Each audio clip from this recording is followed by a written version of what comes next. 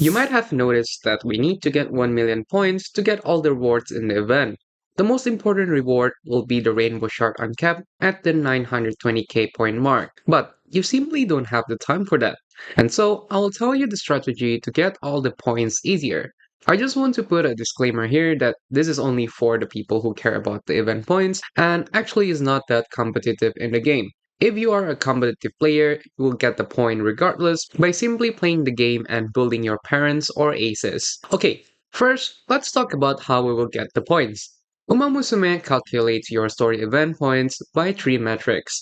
First, by your Uma rating, second, by your epithets, and lastly, your races. The metrics that give the most value is your rating. So yes, getting a higher rank Uma is really important to get more points. It is a 1-to-1 conversion, so let's say your Uma is 15k rating, you will also get 50k points. As for the epithets, it is kind of whatever, you will on average get 500 points from this. For the races, it increases as much as you win the races, and it is capped at 1k points with 30 wins in races, so we want to also race as much as possible when you can.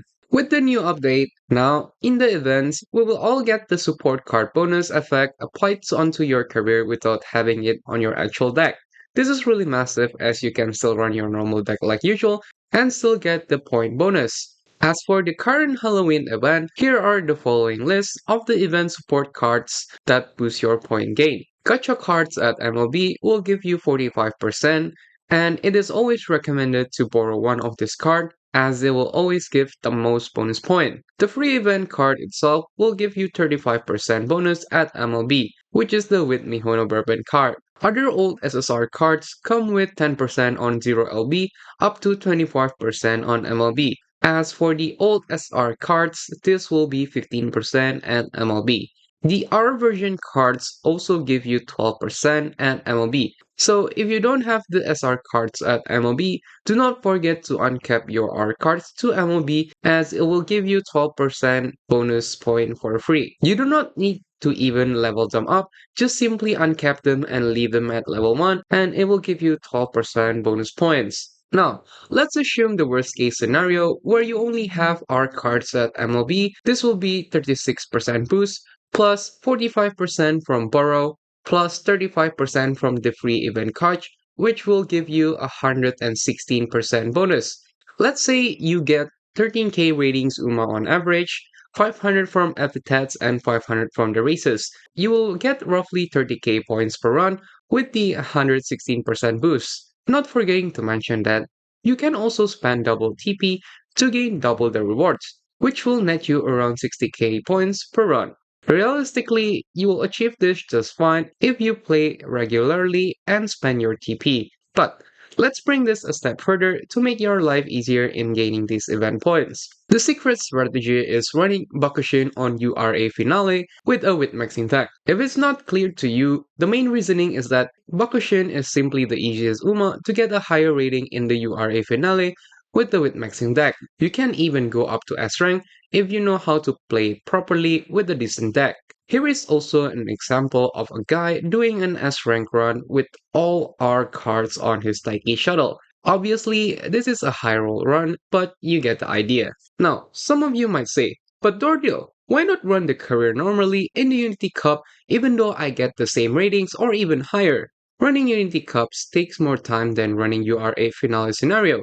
I don't know if you have noticed or not, but running a Unity Cup can take up to 30 to 35 minutes per run. Whereas when you run URA Finale, I can finish the career in 20 to 25 minutes per run. There is like a 10-minute difference per run, which is a lot.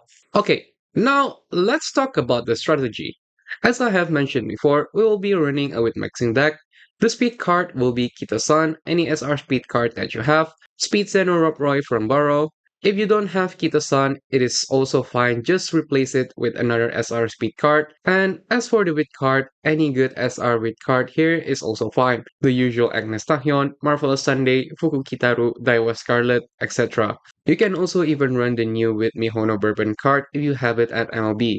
Moving into the career itself, I hope you de-rust a bit from the Unity Cup scenario where pressing race feels illegal. You can properly utilize the dead turns now to press the race button, and as I have already mentioned before, more races also equals to more event points. We will probably be looking at around 20-ish races if you run the win-maxing strategy properly, and your Bakushin will on average hit around 30k ratings and above. This strategy is very free-to-play friendly with the tech restriction as well. So if you have a bad tech, it is still not that hard to hit higher stats. Here is an example of a run I did with my own Bakushin and the deck.